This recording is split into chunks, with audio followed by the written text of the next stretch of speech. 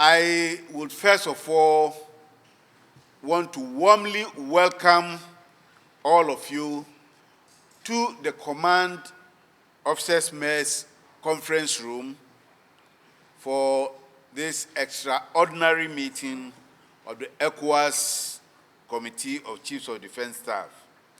I wish to recall with great nostalgia the period that I served as the chairman of this committee at the time that the authority of heads of states and government decided to deploy a stabilization support mission to Guinea-Bissau in response to the attempted coup in that country.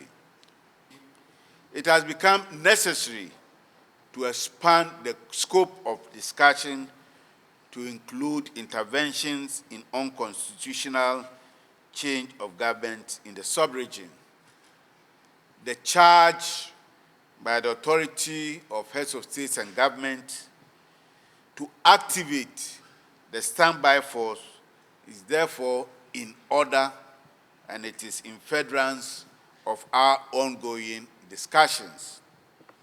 On that note, I wish all of us a fruitful deliberation and urge all of you to enjoy your stay in Ghana.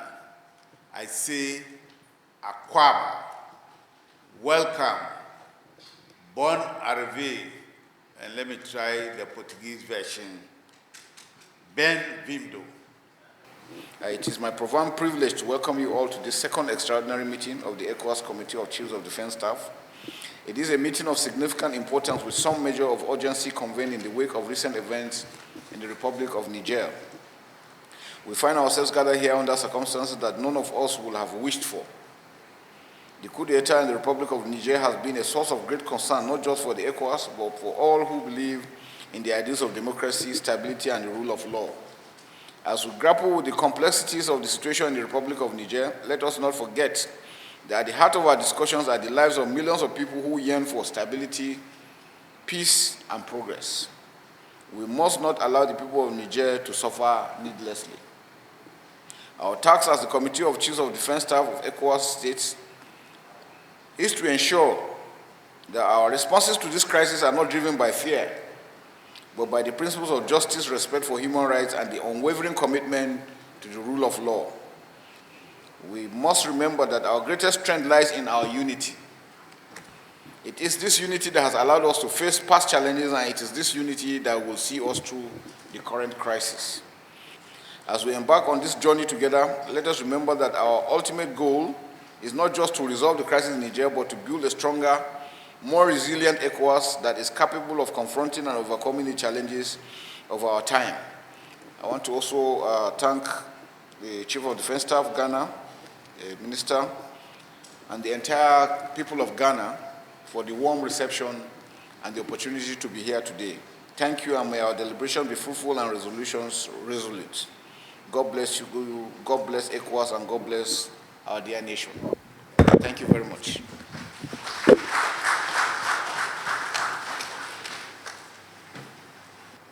Excellencies, ladies and gentlemen, this is the second time in the space of about 2 weeks that the Committee of Chiefs of Defense Staff of Ecowas are meeting to start a planning exercise for the potential deployment of the Ecowas standby force to restore democracy, to restore constitutional order in the sister Republic of Niger, should all other means fail, including diplomacy and, also, of course, the sanctions that have been imposed on the country.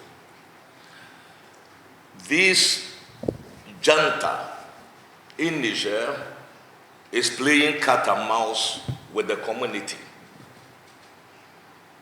They should know one thing. They have flouted their own constitution that forbids military incursions into politics. They have flouted ECOWAS instruments, particularly the various sections of the Supplementary Protocol on Democracy and Good Governance that declares zero tolerance for power obtained or maintained by unconstitutional means. There was also a mission, joint one, by ECOWAS, African Union, and UN that was also supposed to go and then try to continue on the peaceful pathways to the restoration of democracy. The mission was on the way of the airport when we were informed, that they were not ready to receive us. But since the decisions of the ECOWAS authority, they are pretending, that, now they are ready for talks. But even as they are telling us that they are ready for talks, they are still seeking reasons to justify an unjustifiable coup d'etat. We say no to military intervention. That is the issue. And the fundamental issue is that ECOWAS is protecting its protocols. Let no one be in doubt that if everything else fails, the valiant forces of West Africa, both the military and the civilian components, are ready to answer to the call of duty. And people are telling us, where are we going to get the resources? So ECOWAS is being teleguided by the West, it is being teleguided by France, it is being teleguided by anybody. But what they forget is that ECOWAS is a rules-based organization.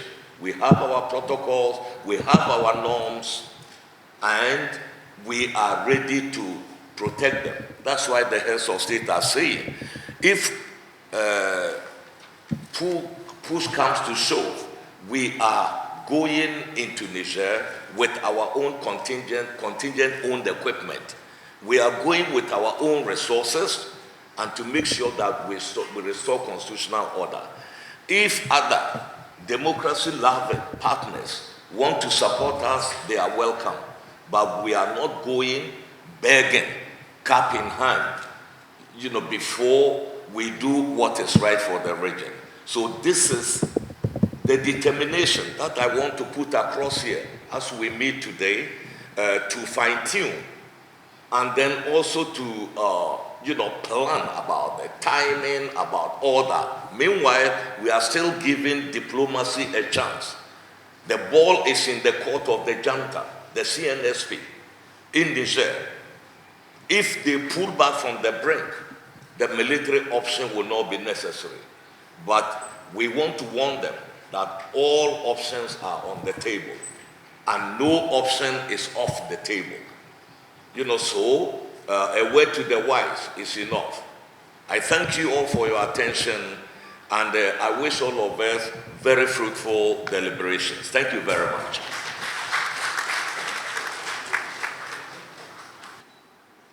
My dear generals, officers, our nation, our various nations, that is our sub-region, ECOWAS, again is facing crisis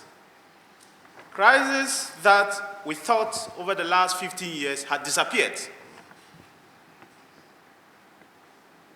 When all 50 members of the ECOWAS countries had chosen the path of democracy and had civilian governments,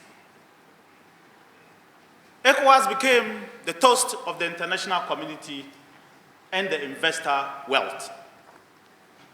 Remember that in Africa, our region in the past had been developed by coup d'etats and military takeovers, whilst other regions did not have same.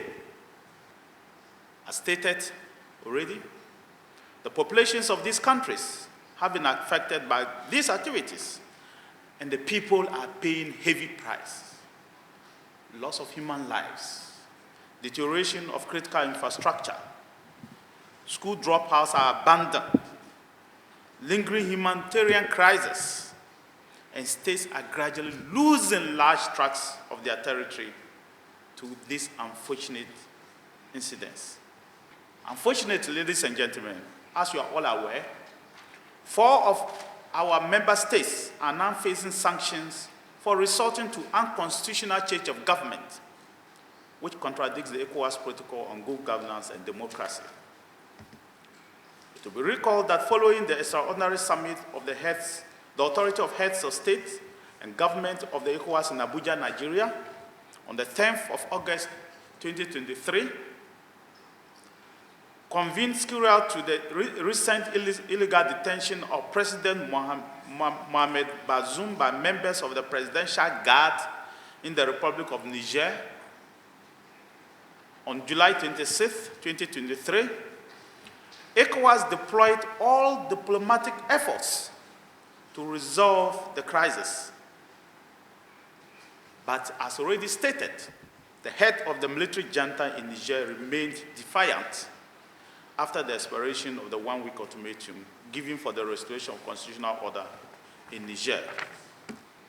My dear generals, permit me to make a quote from the communique for the sake of our meeting and for the very reason why you are here. Article 3 of the communique states that the authority of the heads of state and the government hereby direct the Committee of Chiefs of Defense Staff to activate the ECOWAS standby force with all its elements. The authority of heads of state and government hereby order the deployment of ECOWAS standby force to restore constitutional order in the Republic of Niger. ECOWAS calls on UMWA and all other regional bodies to implement the decision. ECOWAS calls on the African Union to endorse all the decisions taken by ECOWAS on the situation in Niger. Further call on all partner countries and institutions, including the United Nations, to support ECOWAS in its efforts to ensure a quick restoration of constitutional order in conformity with normative instruments. The spirit of our people in West Africa is with you as we meet here to put a plan in place which will meet the ECOWAS directives. Without trying to make a roll call, I am glad that the Chief of Defense Staff of Nigeria himself, the chairman, is here. The Chief of Defense Staff of Ghana, the host, is here. The Chief of Defense Staff of Ivory Coast is present in this meeting. The Chief of Defense Staff of Senegal is present in this meeting. The Chief of Defense Staff of Togo is present in this meeting. The Chief of Defense Staff of Benin is present in this meeting. The Chief of Defense Staff of Liberia is present in this meeting. The Chief of Defense Staff of Sierra Leone is present in this meeting. And the Chief of Defense Staff of Gambia is present in this meeting. Of course, ladies and gentlemen of the media, it's clear that Mali, who has a flag there, is not present. Guinea is not present. Niger is not present. And Burkina Faso is not present. These are the countries I mentioned were under sanctions and have been suspended. That is the reason they are not present. Of course, our brothers from Guinea-Bissau and Cape Verde have genuine excuses why they are not there. They are not here. Your presence alone sounds and gives me a powerful message to the world that you are united in carrying out the directives of the heads of state and governments of ECOWAS, and that after today and tomorrow's meeting, you will put in place a plan to ensure that the standby force is activated and that democracy will be restored in Niger. Yes, in democracy, people will agree to disagree. But the vast majority of our people in West Africa are with you. The vast majority of our people in West Africa do not want to be under the difficulties that we are facing today. Mr. Chairman, ladies and gentlemen, I am very optimistic that between today and tomorrow, all of you will put your rich experiences together to be able to activate the Ecowas standby force to enable you to respond adequately and swiftly to the demands placed on you by our heads of state. I wish you the best of luck in your 2-day deliberation. It will not be easy. Nobody wants to go for a conflict. In fact, nobody wants, no soldier, no CDS, no president who wants to see a soldier die under him. But when soldiers swear to defend their countries with their lives, they take that oath seriously. And when the authorities bestowed on you by the Constitution calls on you to exercise that mandate, so shall it be. And may God be our guide. Thank you very much.